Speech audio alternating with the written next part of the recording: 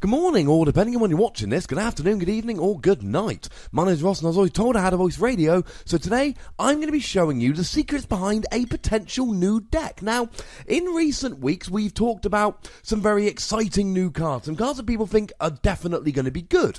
And yes, I'm aware that is a slight contradiction. We had the video about Zygarde and Carbink, and we had a video a little while ago, one of my most popular videos, my Greninja video, which was about a deck which we knew was going to be good. Well, today, ladies and gentlemen, I want to show you, think of it like a secret deck. Maybe I'll put that in the title. I want to talk to you about Delphox from Fates Collide. Now, please don't turn off too quickly. I'm going to make a case for why this deck could be good, but I am going to be, shall we say, open to the fact that it might not be the best deck ever, though I think it has potential, and I'm going to explain why. Now, Delphox is the fully evolved version of Fennekin, one of the starters from the X and Y games, and she hasn't been around for very long, but she has 5 cards. So let's start off with the bad ones. There was a trainer kit, shall we say. There was one from the Kalos starter set, to be more precise, is probably the better way to put it. And this Delphox did 30 for 2 energy and 120 for 4. It was terrible, let's not dwell. Now, Delphox has had an EX, and this EX Delphox came around as a tin promo. Didn't come out in a set, just came out as a promo. And for 1 fire energy, you could do 20 damage and confusion on a coin flip. When you're not getting automatic confusion, you know it's bad. And the very interesting Wonder Flame, 80 damage plus 40 more for each energy card in your opponent's hand. 2 energy cards, 160, put a muscle band on, now you're at 180, now we're talking, but for 4 energy, on an EX it gave up 2 prizes, it was too expensive.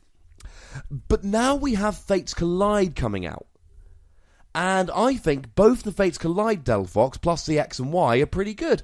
That, as far as I'm concerned, gives Delphox a hit rate of 60%, which, as well as being a very good song by the band NoFX, is also, I think, a pretty good hit rate. So the card I am mostly focusing on at the moment is the Delphox from Fates Collide. Now, it is a stage 2, and that's a problem. We'll get to that in a moment. But for just 1 energy, you can do 40 damage and put your opponent's Pokemon to sleep. Not great, not terrible. But it's Psystorm, the second attack, that gets me particularly excited. What that allows you to do is 20 damage times all the energy in play. That's 20 damage for every energy attached to your Pokemon, and 20 damage for every energy attached to all of your opponent's Pokemon. You've got 4 energy on your Pokemon, your opponent's got 4 energy on their Pokemon. That is 8 energy, 160 damage. You can see how this builds up very, very quickly. And yes, your opponent can refuse to put energy on the Pokemon they want to in an effort to reduce the amount of damage you're doing, but that does 2 things. First of all, it means that they are slowing themselves down, and it means they're not doing the energy attachments they want to do, which helps you. And secondly, it just challenges you to put the damn energy on yourself, and that is something we can do. I'll explain how in a moment. I like the attack on Delphox. Free energy is absolutely doable. We'll talk about why in a moment. And it can add up to truly high damage very, very quickly. It's got an almost unlimited damage cap, but it gets better. Because Delphox has a break evolution, a further evolution, and yes, this is basically a stage 3. I am aware this is not ideal. But it gives Delphox 180 HP, which basically turns it into an EX at this stage without giving up 2 prizes. And it has the ability Flare Witch. And you search your deck for a fire energy and attach it to one of your Pokemon. No, put a damage counter on your Pokemon, search for an energy, pop it on your Pokemon. That's really good. A guaranteed extra attachment every turn is very, very nice. So the core of this deck is very, very simple. You use the Fates Collide Delphox to do a whole bunch of damage by attaching loads of energy, and then when you get a chance, you Break Evolve. But the thing I love about Delphox Break, it's really, really good. It gives you an extra 40 HP. It gives you a really good ability, but it's not needed. You don't have to have the break. I think Delphox can stand up by itself.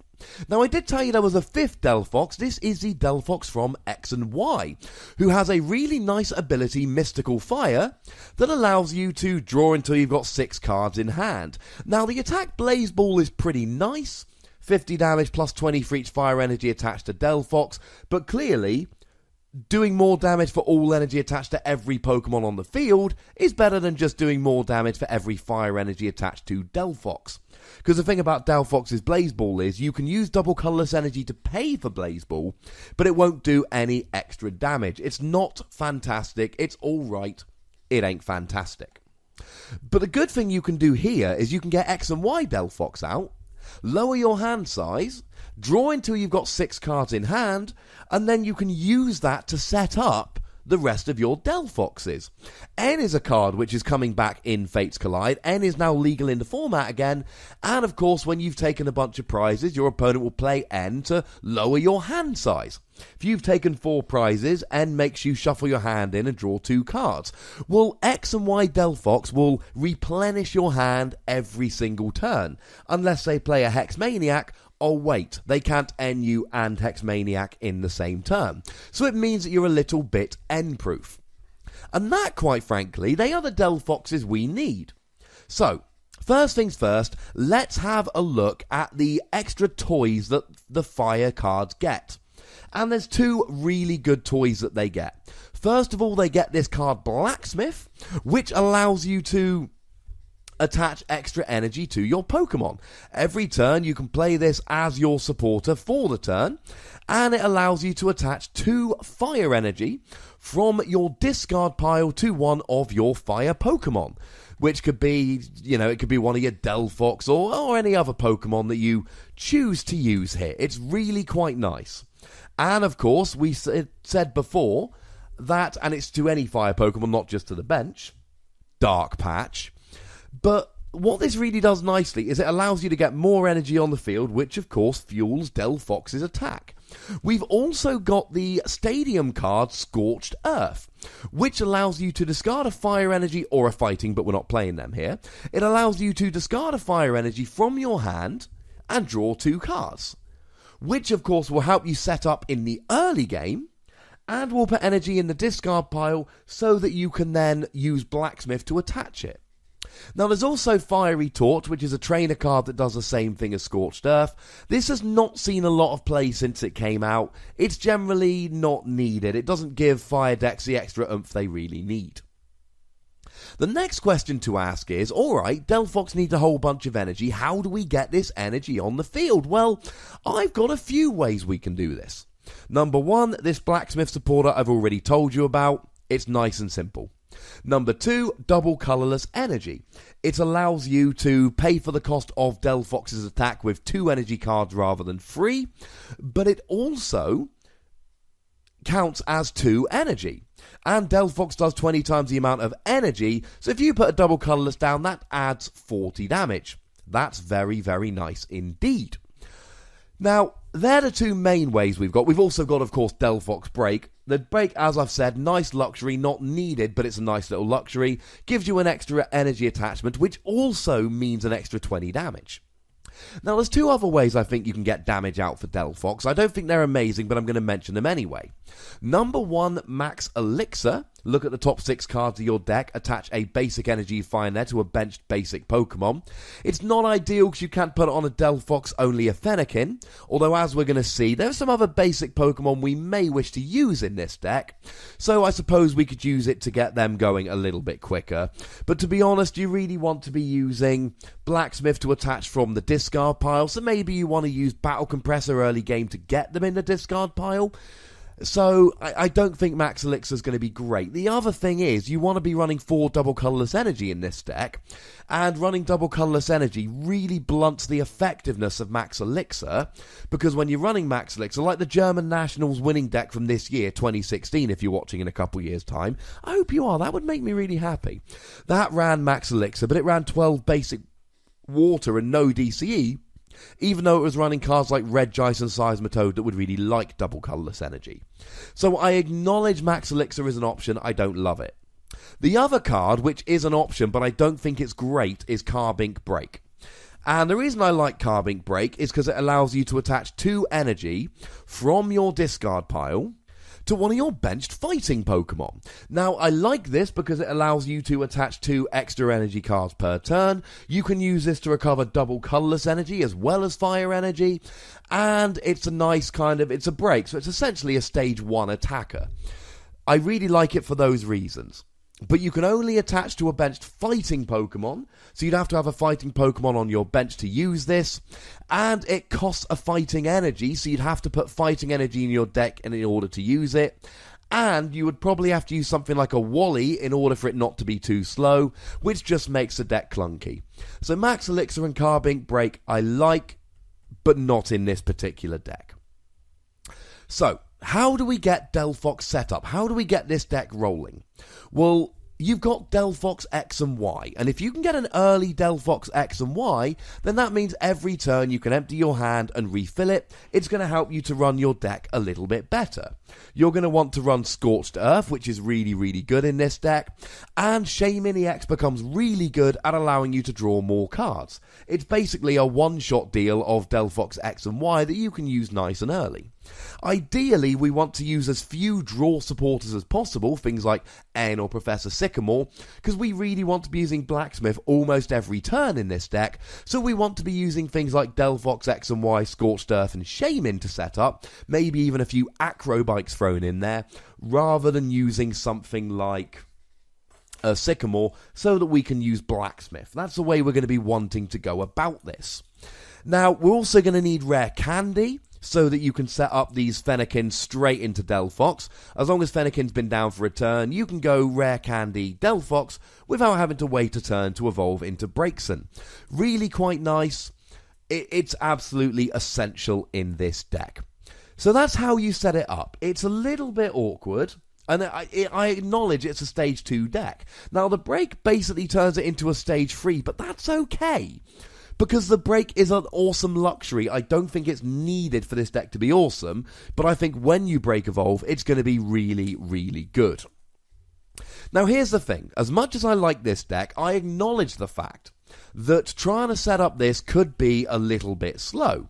So we're going to need a Pokemon or two to get going early game so that we can buy a little bit of time for when the Delphox are up and running. And I've got 4 I want to tell you about. Now, as always, these are not an exhaustive list, but they're 4 I think are good. Firstly, we've got a pair of Entei. Now, the Entei that does not have an ancient trait, these are both from Ancient Origins, has got Combat Blaze, 20 damage plus 20 for each of your opponent's bench Pokemon. Again, they can refuse to bench Pokemon to try and make you do less damage, but if they're refusing to attach energy and refusing to bench Pokemon to try and slow you down, you're probably going to win that game.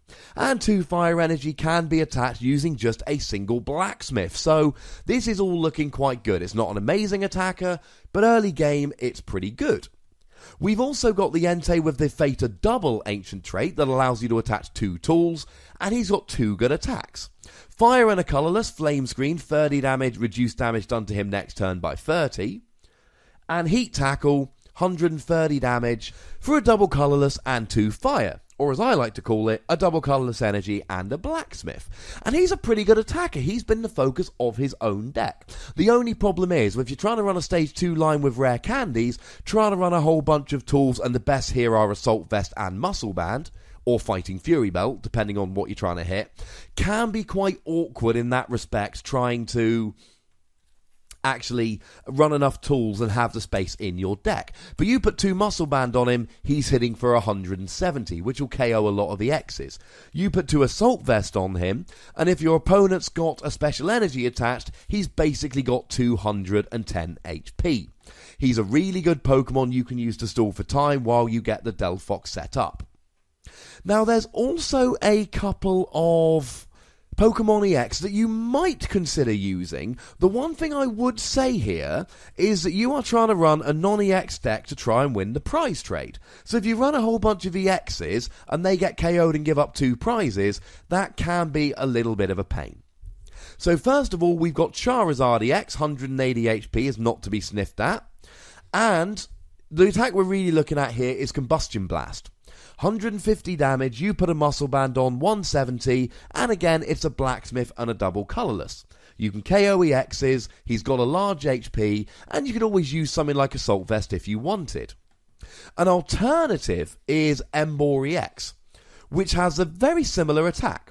150 damage for the same 4 energy, except instead of not being able to use it next turn, you have to discard 2 energy. Now this can be a bit of a problem, of course, in a deck where you really want as much energy on the field as possible. But they're the other Pokemon I would consider.